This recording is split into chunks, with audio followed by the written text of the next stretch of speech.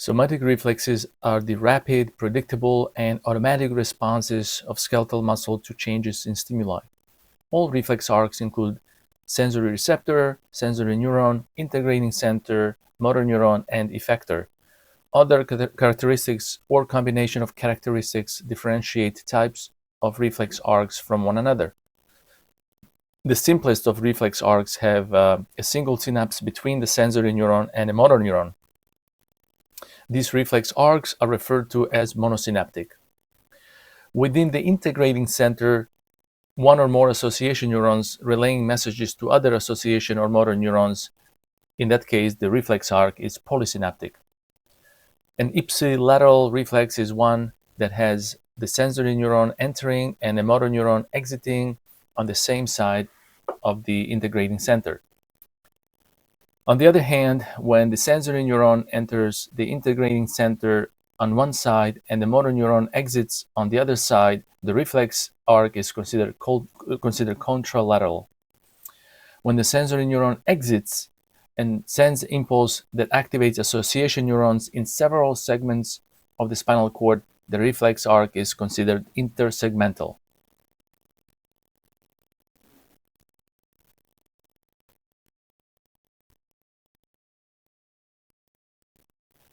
The stretch reflex is a response to the stretching of a muscle.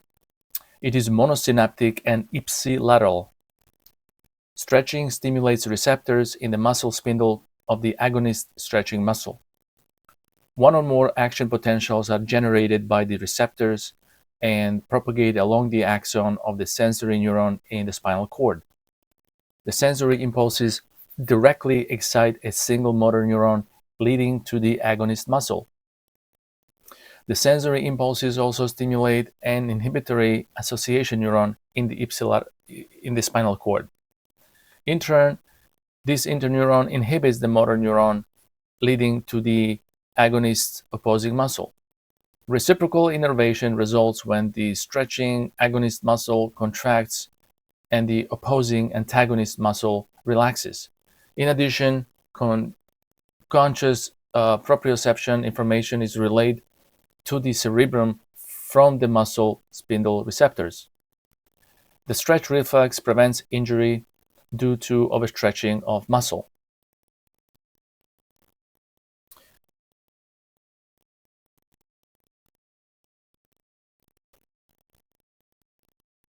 The tendon reflex is a response to the contraction of a muscle. Tendon reflexes are polysynaptic and ipsilateral. In the tendon of an agonist muscle, the tendon organ receptor are stimulated by contraction. The stimulated receptors increase the rate of generation of action potentials that propagate along the sensory neuron axon. The sensory impulses excite association neurons in the spinal cord, which then excite motor neurons to the antagonist muscles. The sensory neuron also synapses with the inhibitory association neuron, which sends fewer nerve impulses to the contracting muscle.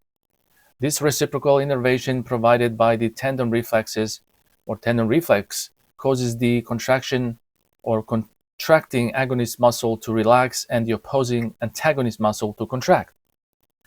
Conscious proprioception information is relayed to the cerebrum via nerve impulses from the tendon organ receptor.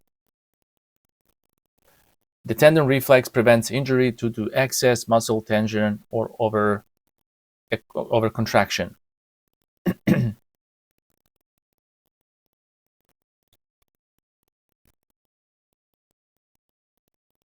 The flexor reflex is a response to pain. This reflex is polysynaptic, ipsilateral, and intersegmental. Pain receptors are stimulated, causing increased frequency of action potentials to be generated and conducted along the sensory neuron. The sensory impulses excite several association neurons that lead to additional spinal cord segments. In turn, these impulses excite motor neurons, leading to several different limb muscles. The flexor muscles contract and cause the appendage to withdraw from the painful stimulus.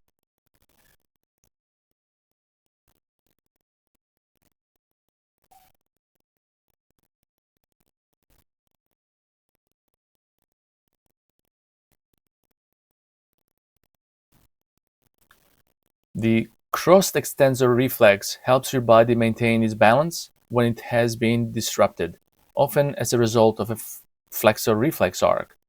Like the flexor reflex, it is polysynaptic and intersegmental, but differs in that it is contralateral. The crossed extensor reflex operates in the following manner. Pain receptors are stimulated on the right side, causing an increased frequency of action potentials being generated and conducted along the sensory neuron axon. In the spinal cord, the sensory impulses excite association neurons, leading to other segments on the same right side. These association neurons excite motor neurons on the right side that lead to several different limb muscles and cause withdrawal of the foot. This reflex arc becomes contralateral when the sensory impulses also excite association neurons in the spinal cord that synapse with motor neurons on the opposite side and send signals to extensor muscles in the left leg. In response, extensor muscles contract, extending the left leg to balance the withdrawal of the right leg from the painful stimulus.